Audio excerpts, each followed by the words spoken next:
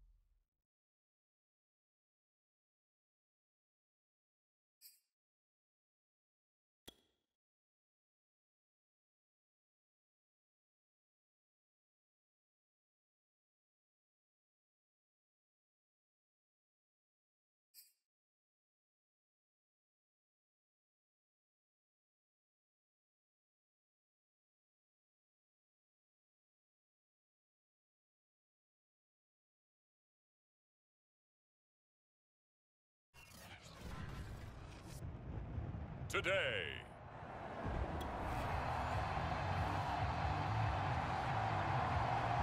Nothing on the scoreboard, 0-0 as the offense gets ready to take over the football.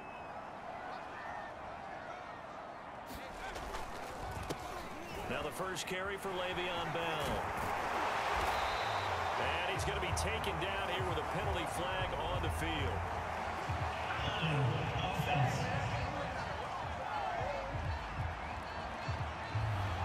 So a decent gain, but all for naught on the penalty. It's too bad, isn't it? They were feeling pretty good about it. The only people celebrating, the guys who just gave up that play. So following the hold, they're in a bit of a hole here with a 1st and 20. Here's a throw, complete right side to start things out. Give him 3 there on the first play of the game, and it's 2nd down.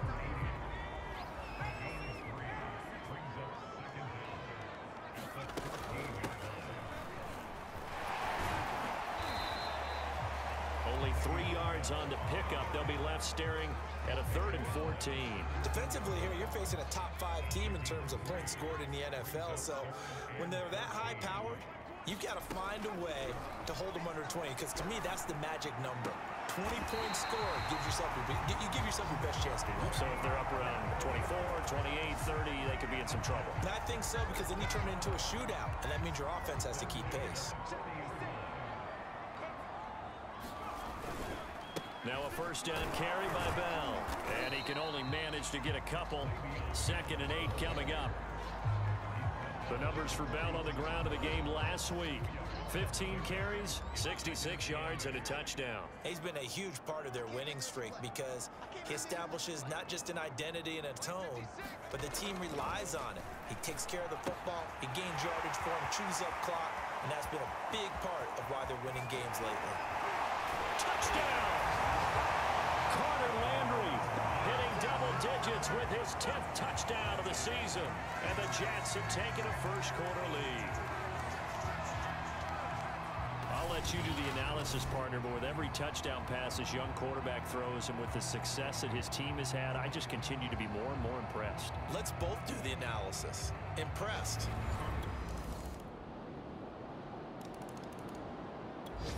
Jets offense coming up now to start their next drive.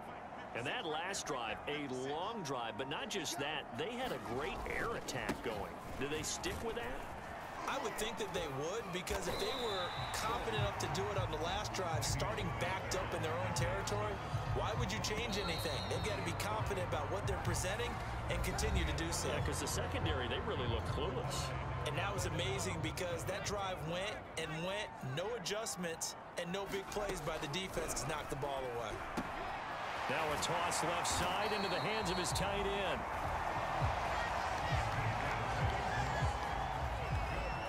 You know, we talked last week about the connection between Carter Landry and his rookie quarterback. They have really taken to one another.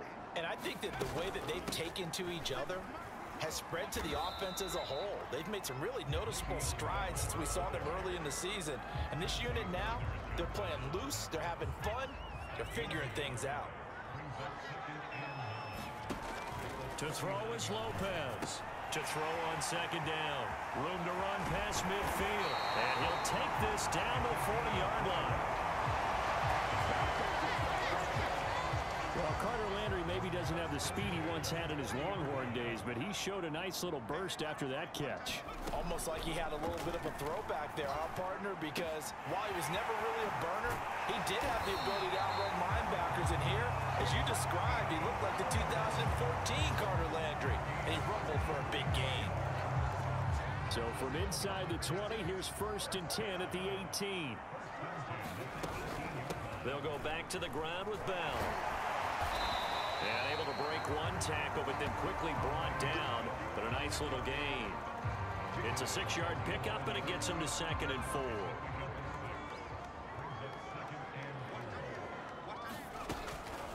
The give is to Bell.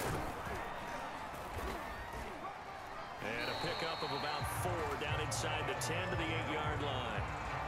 That call makes sense because they've been throwing it well on this drive, and once again they show passing formation, showing the shotgun. Then they ran out of it. That was a nice play by them defensively, though, to hold it to a short game. And he won't have the touchdown, but he will have the first down as he's tackled at the 2. That's about what you would expect since they're so efficient on picking up 3rd downs in the top 5 in the NFL. It's all a mindset, and I'm guaranteeing you it started in the offseason. 3rd down. Got a man, it's caught. Touchdown, Jets. Keelan Cole with touchdown number 7.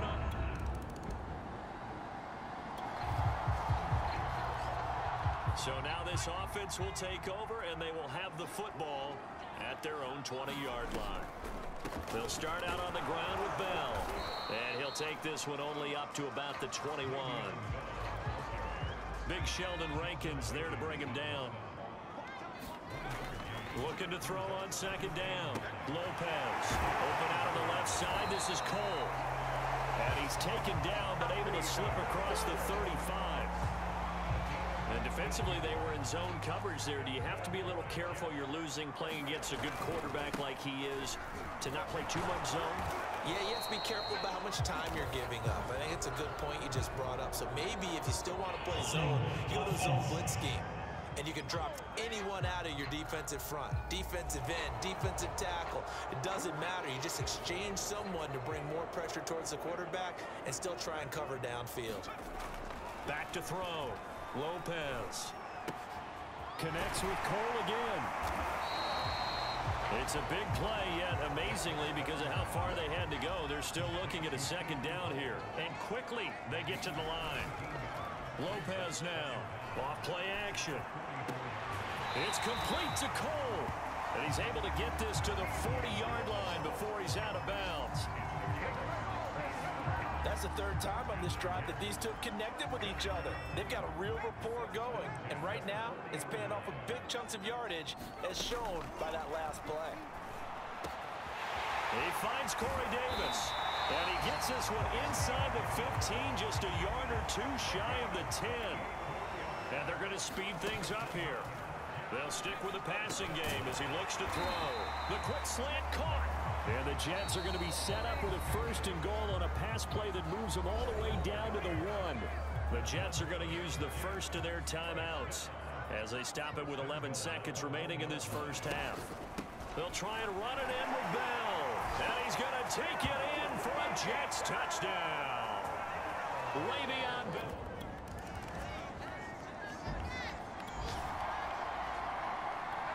It'll be a 1st and 10 coming up as this offense takes over possession of the football in the 3rd quarter.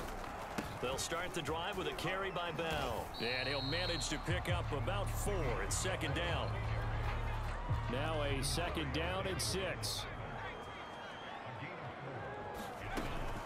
Again, it's Bell. And he'll get it into enemy territory just across midfield at the 49. Well, you certainly have to give a little credit here because they're playing this game now at their pace. This is ball control football, sustained runs, taking their time, and making it work.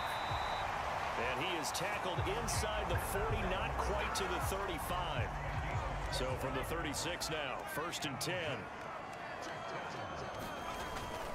Bell. A good gain of 9 before he's brought down at the 28.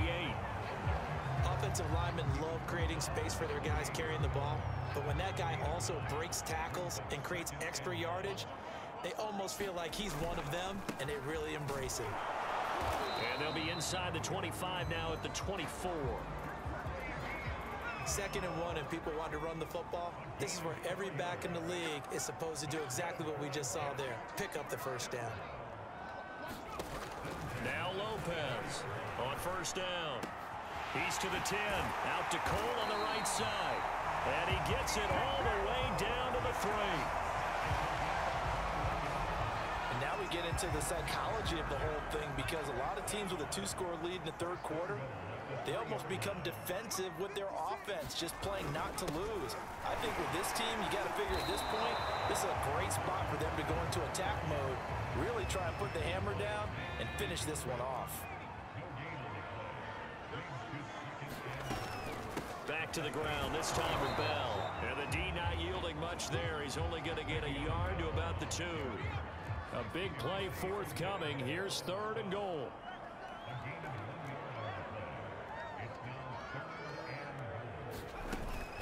Here's Bell. And he's in. Touchdown, Jets. Way beyond Bell. It's...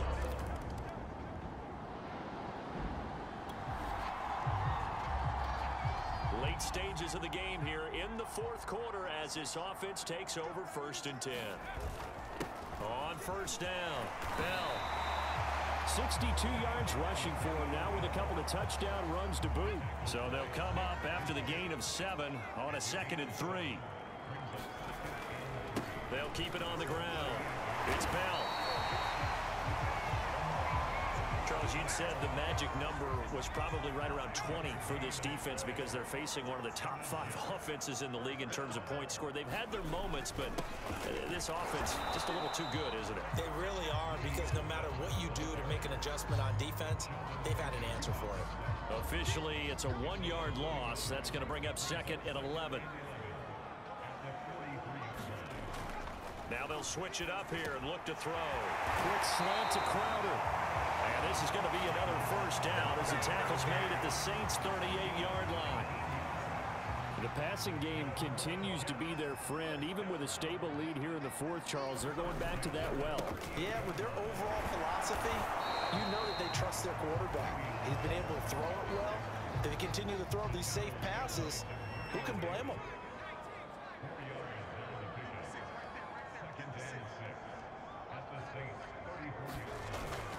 They'll keep it on the ground.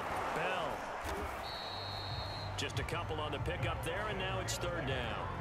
Brandon, I've got to think this offensive line has got some smiles on its faces. And I know it sounds crazy, but they practiced for this back in training camp. They knew they'd be in situations. There'd be extra defenders in the box coming after them, trying to keep them from locking down a game. Right now, they want to show the world they're up to the challenge. Not totally home free yet, but it's looking good as they come up 1st and 10. They'll try and run some clock here as they keep it on the ground. And he'll wind up getting about 6 out of that, as that's going to lead us to the 2-minute warning. He'll get a nice chunk there on the 1st down run, and it's 2nd and 4. On 2nd down, a run with Carter. Even with that broken tackle, he'll be brought down short of the 15. So 3rd and inches, and this will be the 9th play of the drive.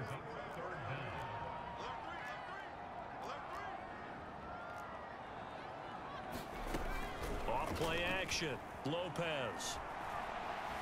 Buying time to his left. And all the way down inside the 5 to the 4.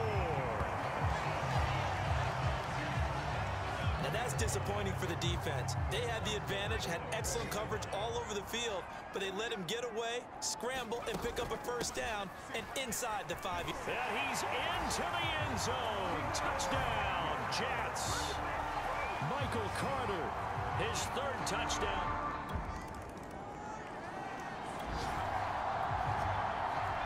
So this offense will head back out there, already in excellent field position thanks to the interception.